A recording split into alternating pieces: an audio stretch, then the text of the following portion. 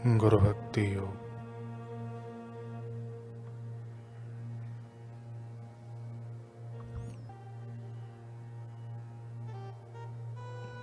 गुरु की सेवा और गुरु के ही विचारों से दुनिया विषयक विचारों को दूर रखो।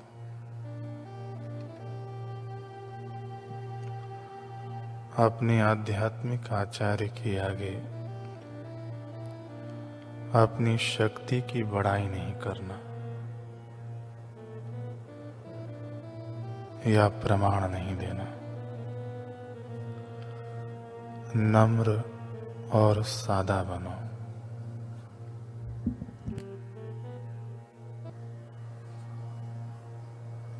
आचार्य के कार्यों की निंदा, आलोचना एवं दोष दर्शन छोड़ देना। उनके प्रत्याघातों से सावधान रहना। आचार्य की सेवा करते समय चाहे कितने भी दुख आ जाए, उन्हें सह लेने की तैयारी रखना। प्रेम एवं अनुकंपा की साक्षात मूर्ति रूप अपने गुरु के समक्ष अपने दोषों को प्रकट करके उन्हें स्वीकार करो। आपके गुरु आपसे जितनी अपेक्षा रखें उससे भी अधिक सेवा करो।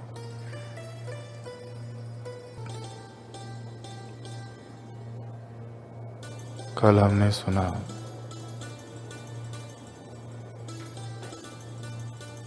कि माता मुक्ताकेशी से बालक श्यामा पूछता है कि भगवान किसका ध्यान करते हैं।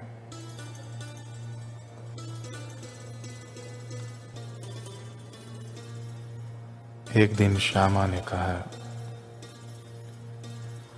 कि मुझे अब पता चल गया है कि भगवान किसका ध्यान करते हैं और एक दिन मैं भी वही कार्य करूंगा। मुक्ताकेशी ने पूछा कि ऐसा क्या करते हैं शिव, और ऐसा क्या करना है तुझे जो शिव करते हैं। माता के पूछने पर बालक श्यामा मौन रहा। उसके स्वर गहन तंद्रा में खो गए। शायद उसकी चेतना को दिव्य रहस्य खोलना अभी मंजूर नहीं था, परंतु आगे चलकर स्वयं समय ने सकल समाज को इन सवालों का जवाब दिया। 33 वर्ष की आयु में श्यामा को गुरु मिले महाअवतार बाबा। पूर्व जन्मों की साधना प्रखर रूप से प्रकट हुई। सुषुप्ति में सोया गुरुत्व जागृत हो गया। यही श्यामा प्रतिष्ठित हुआ सद्गुरु श्यामाचरण लाहिड़ी के रूप में। वही सद्गुरु जो जीवंत शिव हुआ करते हैं, साक्षात महेश्वर के प्रतिरूप। लाहिड़ी महाशय का एक शिष्य था कृष्ण राम। एक निष्ठ गुरु भक्त, अनूठी प्रीति उसके गुरु चरणों के प्रति। गुरु के हाथों में वह शिलावत समर्पण कर चुका था। इसलिए लाहिड़ी महाशय भी उसके अस्तित्व के हर स्तर पर शिव के समान आसीन थे। कृष्ण राम के मुख से कोई गलत वचन निकलता तो लाहिड़ी जी उसकी वाणी पर छैनी चलाते। अभद्र विचारों का भीतर प्रकोप होता तो कृष्ण राम का मन सद्गुरु के तांडव का मंच बन जाता।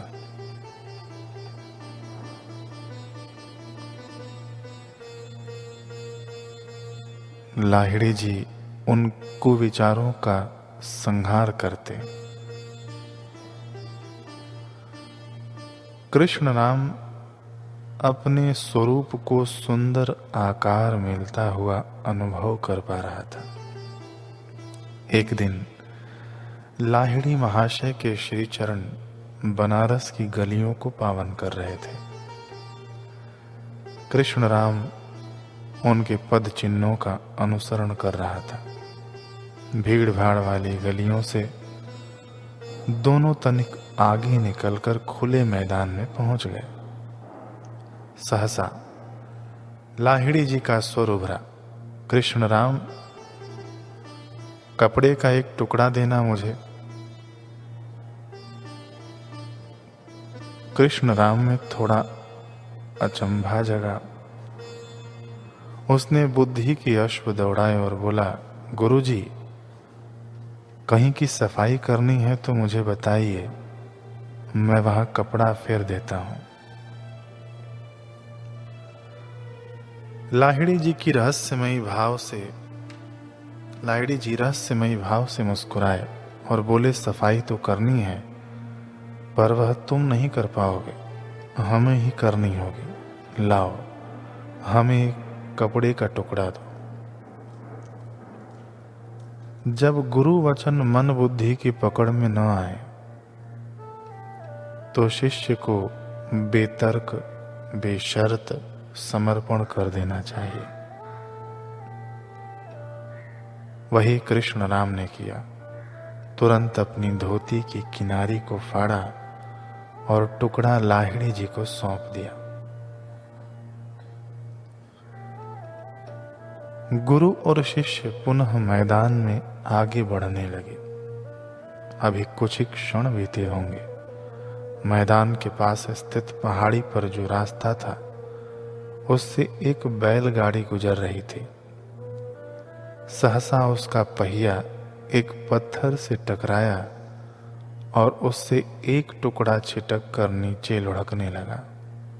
लुढ़कता हुआ वह सीधा लाहिड़ी महाशय की टांग से जा टकराया। ऐसा आघात किया कि वहां गहरा घाव बन गया। कृष्ण राम चीखा, गुरुजी, गुरुजी। चीखा, यह कैसे? आप यहां आइए, इधर इधर इस वृक्ष की छांव तले बैठिए।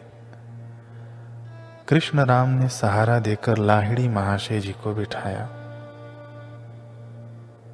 फिर उसने घाव देखा जो कि गहरा था। रक्तधार देखकर वह बौरा सा गया। अफरा तफरी में उसने अपने गमछे से घाव को साफ किया। फिर बदहवास स्थिति में बड़बड़ाया, औषधि, मैं कहीं आसपास से औषधि लेकर आता हूं, आप तनिक यहीं ठहरिए। इधर लाहिड़ी महाशय सहज थे, स्थिर थे, ठीक जैसे एक राजा दृष्टा बनकर अपने ही आदेशों को क्रियान्वित होते देखता है। उन्होंने मुस्कुराते हुए कपड़े का वही टुकड़ा जो पहले ही कृष्ण राम से लेकर अपने पास रख लिया था, उसे अपनी टांग पर बांधा और खड़े हो गए। औषधि के लिए इधर जाऊं या उधर, कृष्ण राम दाएं बाएं ताक झांक कर रहा था। लाहिड़ी जी ने उसके कंधे पर अपना हाथ रखा, उसे थपथपाया और समझाया, ठहर जा कृष्ण राम, ठहर जा, कहीं नहीं जाना। हमने उस कपड़े से पट्टी बांध ली है। यदि औषधि की दरकार होगी तो हम उसे भी संग लेकर चलते। अगर औषधि की दरकार होती तो हम उसे भी संग लेकर चलते। गुरु के वचन कृष्ण राम पर बिजली से कौंधे, घबराहट को चीरकर विवेक का प्रकाश प्रकटा। कृष्ण राम ने दोनों हाथ जोड़ लिए, गुरुजी, इसका अर्थ है कि आप पहले से ही जानते थे कि यह दुर्घटना घटने वाली है, इसलिए वह कपड़े का टुकड़ा आपने लिया था, है ना? कृष्ण राम ने उत्सुकता से पूछा। लाहिड़ी महाशय जी ने बड़ी सहजता से मुस्कुराकर इसे हंसी में उड़ा दिया। अब कृष्ण राम के मन का अवसाद वाणी में भर गया। तो फिर गुरुजी, आपने अपनी रक्षा क्यों नहीं की?